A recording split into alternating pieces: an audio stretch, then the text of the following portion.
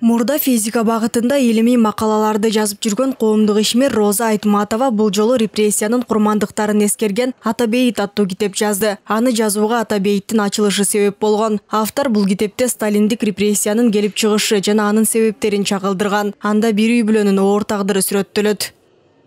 Мен 54 жашка чыкканда 91-жылы Атабейит ачылып калды. Ушул Атабейиттин ачылышы мен аябай козгоду. Болбосо мурда мен физика боюнча илимий макалаларды жазып жүрчүмүн. Азыр темамды айтайын. Аниондук жана катиондук кошундусу бар щелочтук галоидтик кристаллдардын инфракызыл жутуу спектри деген темага макала жазчумун. Андан башка эч нерсе менин ишим жок эле.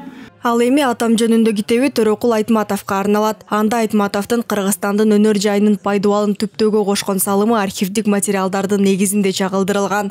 Бул китеп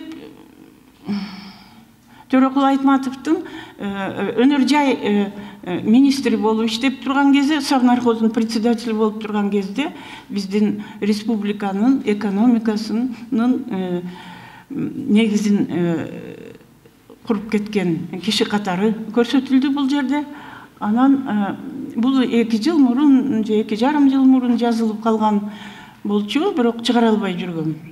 Китептин ачылышына Роза Айтматованын окуучулары жана окурмандары да келген. Алардын бири Банур Абдиева. Ал китепте өткөн доордогу көмүскөдө катылып, бурмаланып келген тарыхый окуяны ачып бергенине ыраазы. Как бы идея, наверное, того, что я написала предисловие, было то, что мы... Менин баш сөзүн жазып калышыма бир окуя түрткү болгон. Биз 19-жылдын 8-ноябрында Атабейитке барып калдык. Күн суук болчу. Мындан улам ал жактын директору бизди чай ичкиле деп сунуштап калды. Анан мени Роза Айтматованын кимиси болосуң деп сурап калды. Мен дароо анын окуучусу болом деп кубануу менен жооп бердим.